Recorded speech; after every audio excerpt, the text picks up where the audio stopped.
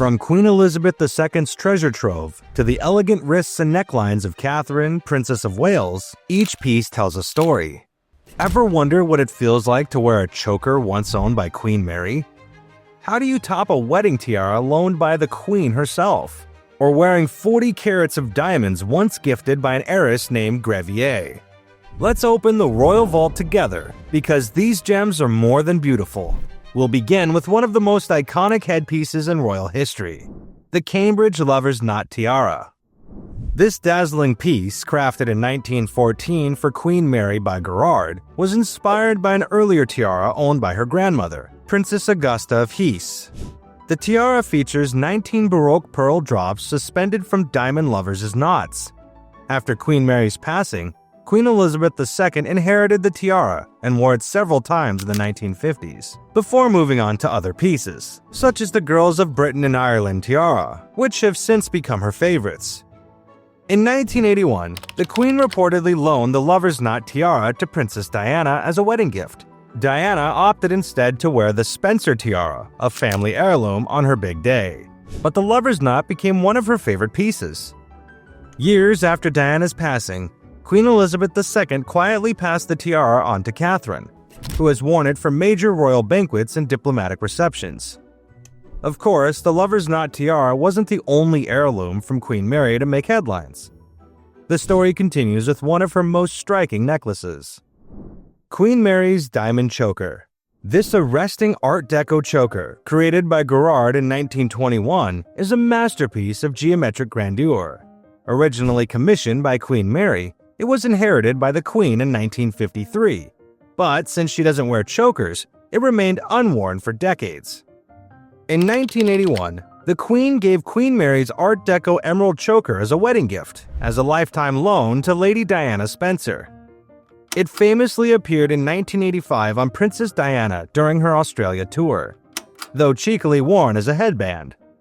After Diana's passing, the choker vanished from public view, leading to rumors that it might have been inherited privately by her sons. But it resurfaced in 2022 on Catherine during the Earthshot Prize Awards ceremony.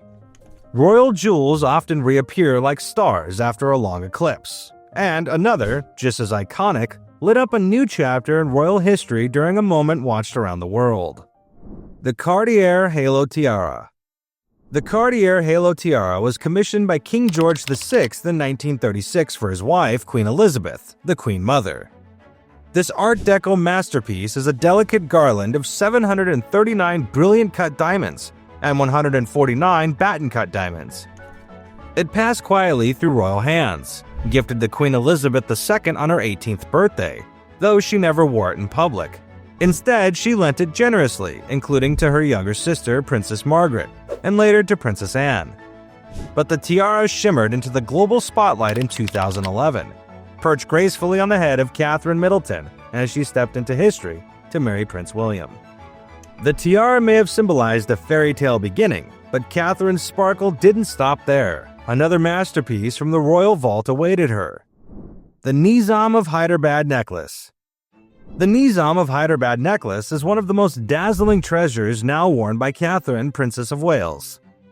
Originally gifted to Queen Elizabeth II as a wedding present in 1947 by the Nisam of Haididerbad, one of the richest men in the world at the time, this necklace was chosen by the young Elizabeth herself from Cartier's vaults.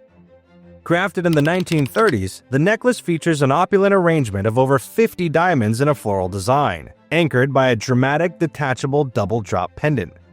For decades, the necklace remained one of the Queen's most iconic and regal pieces.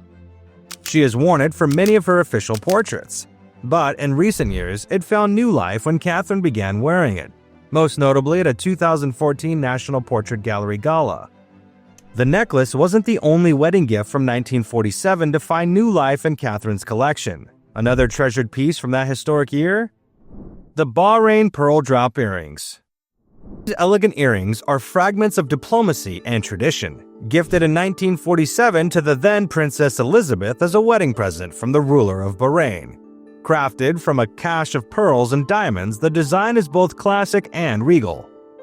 Some rumors suggest that these earrings may have been slightly altered over time, but no confirmed documentation supports this claim. Throughout the years, the Queen frequently loaned the Bahrain pearl earrings to family members, including the Princess of Wales and the Countess of Wessex. For decades, the earrings lay nestled in the Queen's vault, rarely seen in public, until Catherine wore them for the first time in 2016 at the Remembrance Day service. But the Bahrain pearls are just one note in the Royal Symphony of Heirlooms. Next came a breathtaking revival of Victorian grandeur from the era of Queen Alexandra. Queen Alexandra's wedding necklace. Gifted to Princess Alexandra of Denmark upon her 1863 marriage to the future King Edward VII, the necklace features a striking fringe of diamond pendants suspended from a row of glistening brilliants. Princess Alexandra first wore the necklace, earrings, and brooch of the parure on her wedding day. Over time, this masterpiece found its way into Elizabeth II's vast jewelry vault. The necklace remained unworn for decades until the Duchess of Cambridge appeared in Queen Alexandra's wedding necklace at the state banquet for the King and Queen of the Netherlands at Buckingham Palace, when she paired the piece with Queen Mary's lover's knot tiara and Princess Diana's Collingwood pearl earrings. Another royal treasure, equally steeped in legacy, has also found new life through the Princess of Wales. The Gravier Chandelier earrings. These opulent earrings, gifted to the Queen Mother in 1942 by the wealthy heiress Dame Margaret Gravier, are composed of over 40 carats of diamonds set in platinum, shimmering with Art Deco elegance. Initially created as a pair of brilliant drop earrings by Cartier in London in 1918, the earrings were lengthened with the addition of 12 extra diamonds in 1922. When Princess Elizabeth married Prince Philip in 1947, she received the Gravier diamond chandelier earrings as a wedding present from her mother, Queen Elizabeth. By the mid-1950s, the Gravier diamond chandelier earrings had become a favorite jewel of the Queen. She wore them for grand state banquets and dazzling royal events. Now, Catherine, Princess of Wales, has become their modern muse, gracefully donning them at high-profile occasions, including a banquet to celebrate the wedding of Crown Prince Al Hussein and Princess Rajwa at the Al Husseinian Palace in Amman. And while the earrings speak of royal glamour and celebration, another heirloom whispers of duty, grief, and generations of quiet strength. Diamond and Pearl Leaf Brooch. This elegant piece, a stylized leaf glistening with diamonds and tipped with pearls, once belonged to Queen Elizabeth II, who wore it on many formal occasions. Its origins trace back to the Queen Mother, making it a jewel threaded through 3 generations of royal women. Catherine has worn the brooch on several poignant occasions, notably during the Queen's funeral events, an intentional tribute. Just as the leaf brooch whispered of familial bonds and silent tributes, another heirloom, once a necklace, now a bracelet, was waiting in the wings of history for its next moment in the spotlight. Queen Mary's diamond bar choker bracelet.